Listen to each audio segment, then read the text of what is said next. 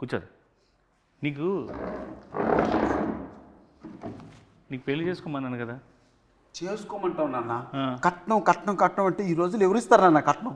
కట్నం లేకుండా ఊరికే ఫ్రీగా వచ్చి ఇంట్లో పెట్టేసి మొత్తం మేము చూసుకోవాలి అమ్మాయిని. ఇంకా అట్లాగే వస్తారు ఈ రోజుల్లో. ఎవరు ఈ రోజుల్లో ఇంటికి వస్తున్నారు ఎవరైనా? ఇంకేం చేయమంటావు నాన్న? కట్నం తీసుకొని పెళ్లి చేసుకో. నీకు కావాలంటే బయటకి ఎక్కడైనా బ్యాంకాకి వెళ్ళి సరదాగా వెళ్ళి వచ్చాయి. ఆయన కూడా తీసుకెళ్ళి.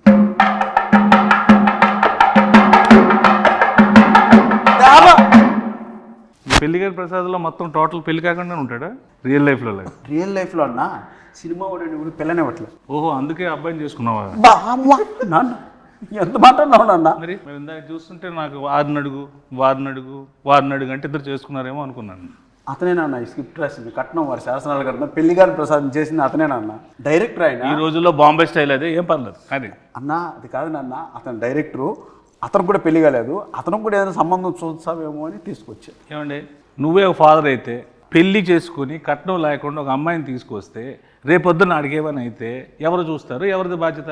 What is the security?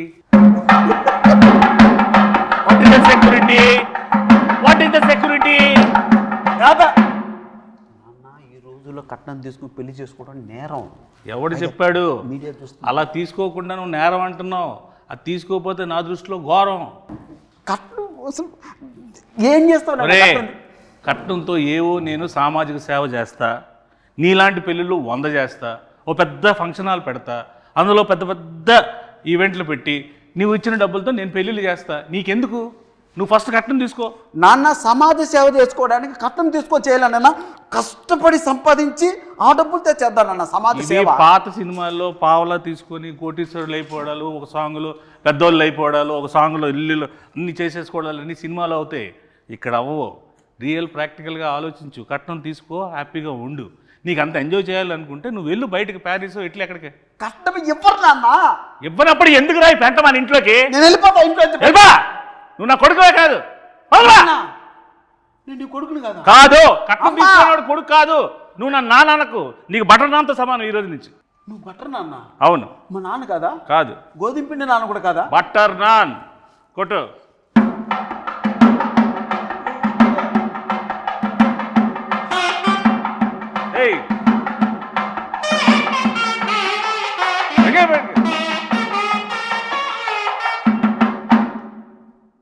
ఇప్పటికైనా అర్థమైందా? వాళ్ళు కూడా సింబాలిక్గా సౌండ్తో చెప్తున్నారు, కట్నం తీసుకోరా జీవితంలో బాగుపడతావు. కట్నం తీసుకోకపోతే నీ లైఫ్ ఏమో తెలుసా? ఇలాగ వైలెన్స్గా సైలెన్స్గా ఉంటుంది. అంటే అది కాదు నాన్న, నువ్వు మాత్రం కట్నం తీసుకోలేదు, నన్ను మాత్రం కట్నం తీసుకోమంటున్నావు. బుద్ధి గడ్డి తినే నిన్ను తీసుకోమంటున్నా, నాలాగా నువ్వు అవ్వకుండా ఉండడం కోసం. అన్న ఇక్కడ ఎవరైనా కట్నం తీసుకున్నానన్నా? నువ్వు తీసుకున్నావు కట్నం? ఇక్కడ ఉన్న వాళ్ళందరూ వీడితో పాటు పెళ్లి చేసుకుంటారా? పెళ్లి నువ్వు ఒక్కడే చేసుకున్నావు కదా. వాళ్ళకంతా ఆల్రెడీ పెళ్ళి అయిపోయినాయి నాన్న. మరి నీకు వాళ్ళతో ఎందుకు గోల? కొట్టు.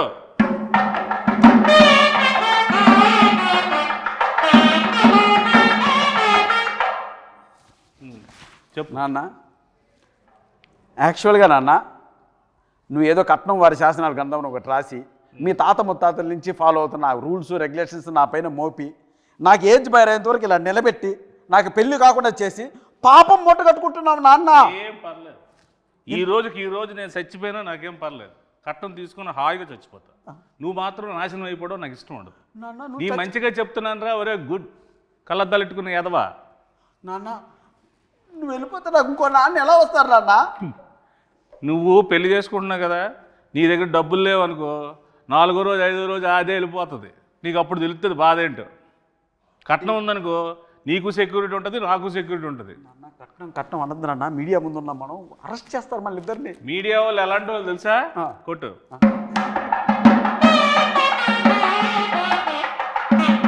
వాళ్ళకి అన్నీ తెలుసురా బాబు. నువ్వు చెప్పినవన్నీ వాళ్ళు ఏం కథలు వినరు. వాళ్ళకి అన్ని ప్రాక్టికాలిటీస్ తెలుసు. సరే నా సంగతి అలా ఉంచుకొని డైరెక్టర్ కూడా పెళ్లి కావాలంటే ఎందుకు అడగ అతను? నువ్వు ముందు చేసుకుని ఆయన ఆ చేసుకున్న దాంట్లో 4-5 పాయింట్లు ఉంటాయి కదా, అవి ఆడికి చెప్పు. అందులో ఒక పాయింట్ అయినా కనెక్ట్ అవుతాడు, పెళ్లి చేసుకుంటాడు. ఎన్ని పాయింట్లు ఏం చెప్పినా సరే కట్నం మాత్రం స్ట్రెస్ చేసి మరీ చెప్పు. అసలుకి మతిమరుపు ఎక్కువ ఈ క్యాండిడేట్కి. కొట్టు.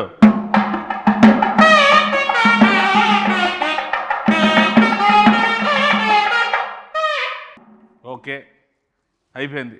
ఇప్పుడైతే కాన్వర్జేషన్ అయిపోయింది. అసలు ఏంటి ఈ పెళ్ళి కాని ప్రసాద్ ఏంటి? ఇందులో ఇంతమందిగా నువ్వు ఉన్నావేంటి, ఇన్ని ఎక్స్ప్రెషన్ల కారణం ఏంటి, దీనిలో ఉన్న కథ ఏంటి, దీని వెనక ఉన్న కథ ఏంటి, నువ్వు జనాలకు ఏం చెప్పాలనుకుంటున్నావు? ఈ సినిమా చూస్తే పెళ్లి కాని వాళ్ళకి పెళ్ళి అయింది, పెళ్లి కాని వాళ్ళకి పెళ్ళి అయింది. పెళ్ళి. ఓహో, పెళ్లి కాని వాళ్ళకి పెళ్ళి అయింది. పెళ్లి కాని పెళ్ళి అవుతుందా అంటే పెళ్ళి అయిన పెళ్ళి ఎందుకు అవుద్ది? అంటే పెళ్లి కాని మగజాతి ఆనిమితులకి అందరికీ ఓహో, ఈ సినిమా చూస్తే పెళ్లి కాని వాళ్ళందరికీ పెళ్లి అయిపోతుంది, పెళ్ళి అయిపోద్ది, కుజు దోషం పోద్ది. Very good. కొత్త దోషం వస్తుంది రాదా? కొట్టు. సరే, ఇందులో మా ప్రసాద్ క్యారెక్టర్ ఏంటి, మా ప్రసాద్ ఏంటి ఇందులో పర్ఫార్మెన్స్? పెళ్లి కోసం కష్టపడుతూ ఉంటాడు, వాళ్ళ నాన్న 2 crores కట్నం కోసం ఇబ్బంది పెడుతూ ఉంటాడు. ఓకే. అంటే అన్న ఈ స్క్రిప్ట్ యాక్సెప్ట్ చేసే ముందు మన ఇద్దరి మధ్య ఒక అన్నదమ్ముల అనుబంధం సంబంధంగా చెప్తున్నాను. ఇంతకుముందు మనం చాలా సినిమాల్లో చూసారు, ప్రియాంక చిత్రం, లవర్స్, ఎక్స్ప్రెస్, రకరకాల ఎక్స్ప్రెషన్స్తో మనం చూసాం. సో ఆ సప్తగిరి అనే వ్యక్తి ఒక 7-8 yearsగా మీరు అలా ఎక్స్ప్రెషన్స్తో వాటితో చూశారు. చిన్న వేరియేషన్ మనలో ఇంకా ఉందని చెప్పుకోవడానికే సప్తగిరి ఎక్స్ప్రెస్ ఎల్ఎల్బి చేశాం. సో ఇవన్నీ మిగిలిన ఎమోషన్స్ కూడా మనం చేయాలి అని ఒక ఉద్దేశంతో ఆ కామెడియన్గా ఉంటే ఎంతవరకు సస్టైన్ అవుతామో తెలియక ఒక హీరోగా టర్న్ అయింది. బట్ ఈ స్క్రిప్ట్ మాత్రం లక్కీగా దొరికింది. సప్తగిరి కాంబో కూర్చుంటే సప్తగిరి చుట్టూ ఒక 7-8 మంది సప్తగిరిలు ఉంటారు, వాళ్ళు కామెడీ చేస్తుంటారు. సో ఆ సీన్స్ వర్కౌట్ అయినాయి కాబట్టి ఈ సినిమా యాక్సెప్ట్ చేయడం జరిగింది, రిప్రజెంట్ చేస్తుంది. అందుకే ఆ ఎక్స్ప్రెషన్స్ నా చుట్టూ చేసే వాళ్ళ ఎక్స్ప్రెషన్స్ అనమాట. సో దాని క్యారెక్టర్ నువ్వు చేయకూడదు కాబట్టి నీ చుట్టూ నీ సోల్స్తో ఎంటర్టైన్ చేయించారు. Very good. కాన్సెప్ట్ మీదేనా?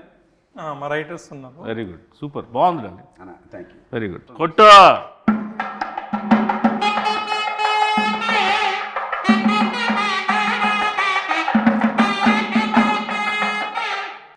ఇది మన అంటే మాకు మాతృ సంస్థ లాంటిది వెంకటేశ్వర క్రియేషన్స్, దిల్రాజ్ గారిది. సో ఎస్విసికి నీకు ముందు నుంచి ఎలాగ ఇది ఏంటి దీన్ని? నేను ఒక అసిస్టెంట్ డైరెక్టర్గా ఆర్టిస్ట్గా బ్రాండ్ బాటప్ మనకు జరిగింది ఎస్విసిలో. ఓకే. బొమ్మరిల్లు కావచ్చు, పరుగు కావచ్చు, ఇది అంటే అది నాకు మాతృ సంస్థ. ఇన్నాళ్ళ తర్వాత నేను సినిమా చేసి ఆ సంస్థలో రిలీజ్ చేసుకోవడం నిజంగా ఒక అదృష్టంగా భావిస్తున్నాను. ప్లస్ మనకు రాజ్ సార్ కావచ్చు, శిరీష్ అన్న కావచ్చు, వీళ్ళు ఎంత క్లోజ్ ఉన్నా, ఎంత మనం మాట్లాడినా వాళ్ళ కంటెంట్ నచ్చందే, సినిమా నచ్చందే, డౌట్ లేదు, అందులో డౌట్, లోపలికి అడుగు కూడా పెట్టినాడు.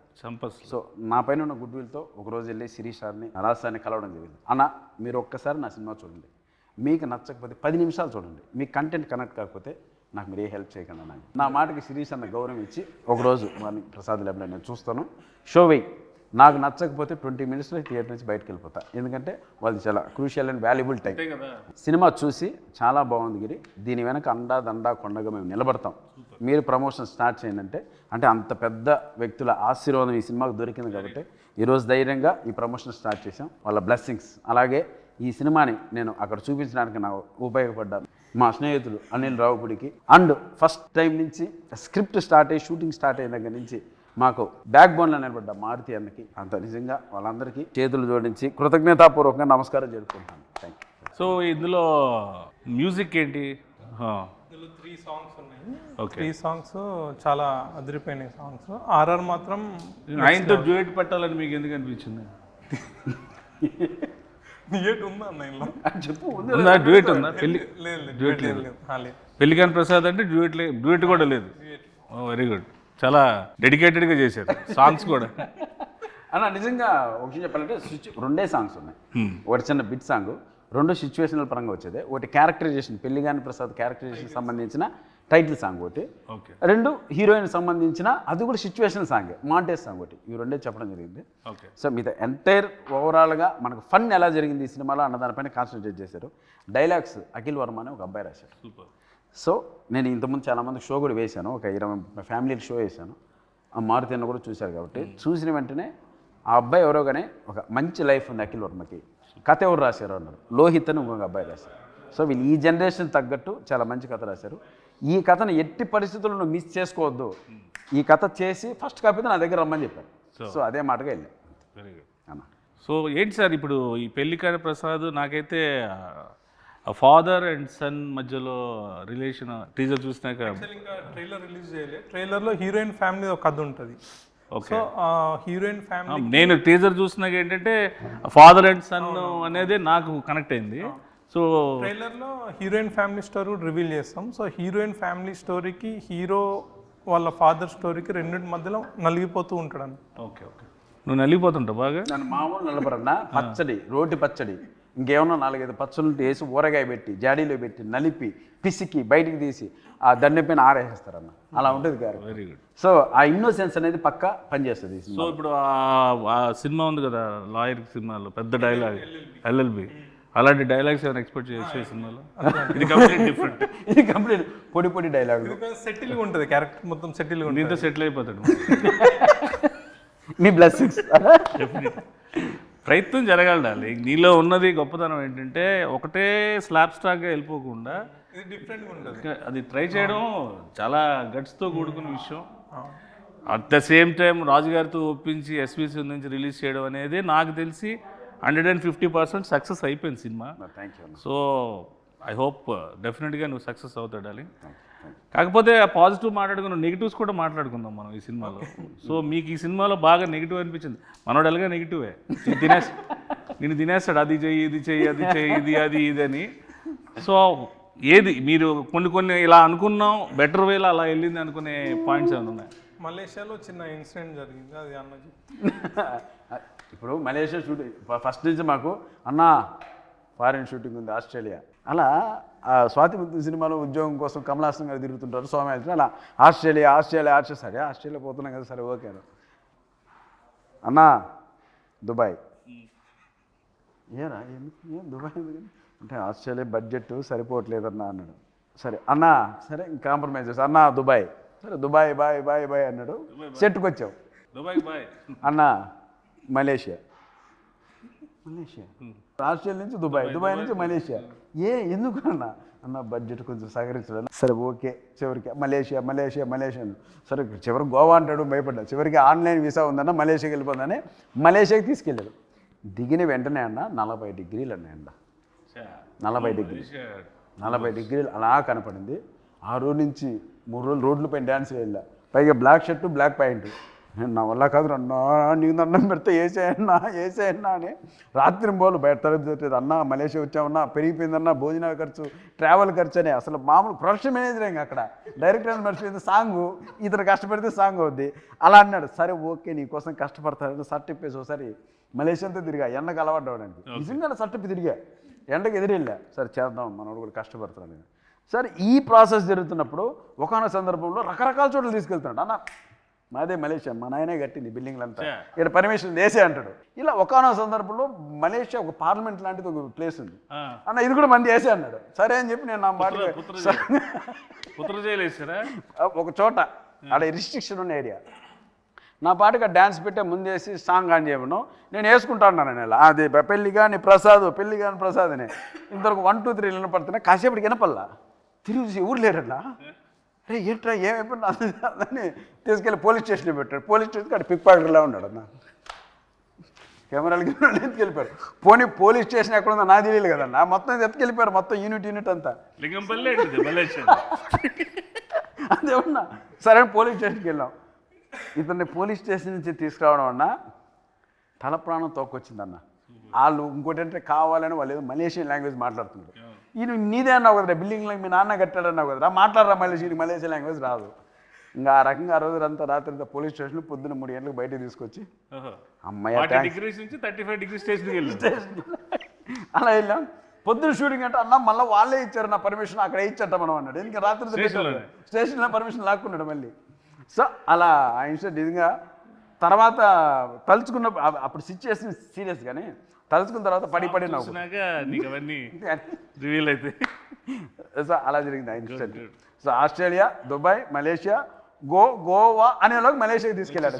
చివరికి ఆడ కాంప్రమైజ్ అవ్వాల్సి వచ్చింది అన్న. అలా గోవా అయితే మిలిటరీ వచ్చింది, వాళ్ళు నేవీ మిలిటరీ కూడా కాదు, సముద్రం కలిపేసేవాళ్ళు. అలా జరిగింది కొట్టు.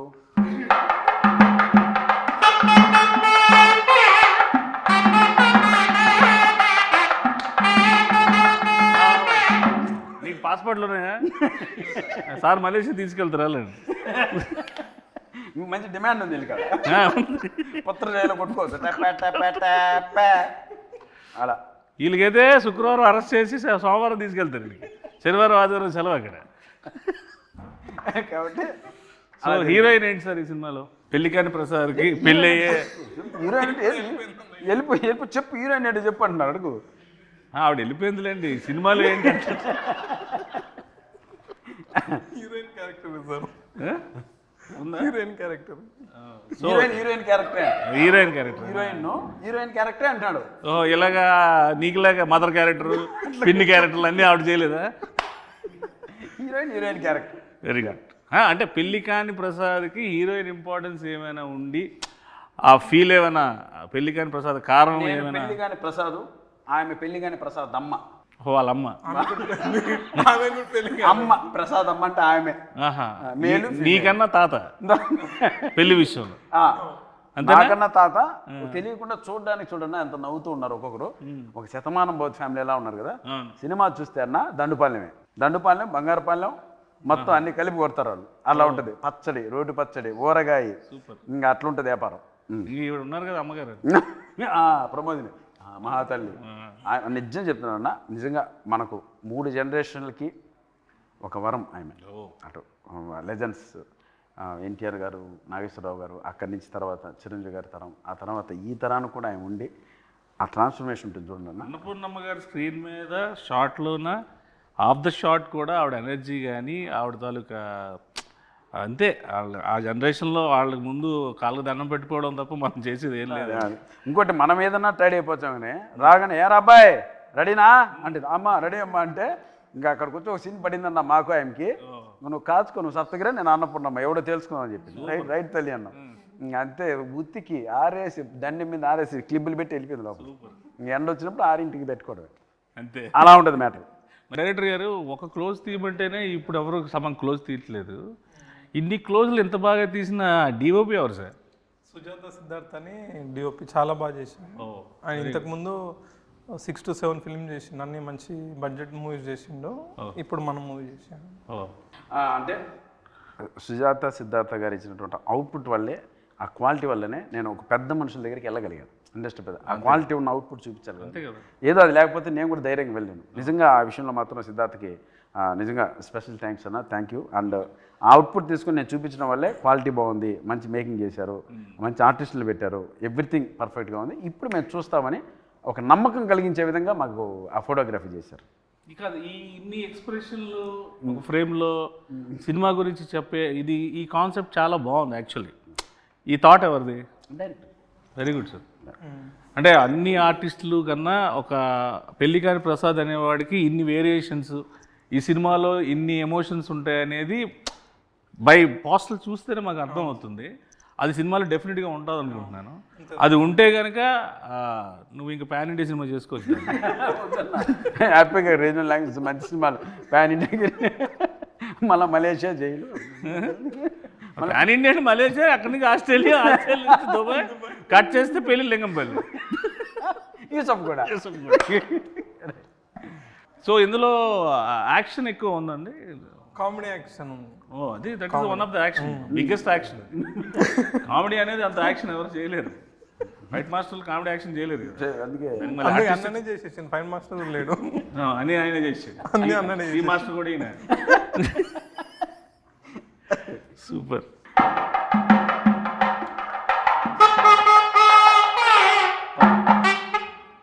ఓవరాల్గా మేము సినిమాకి వచ్చి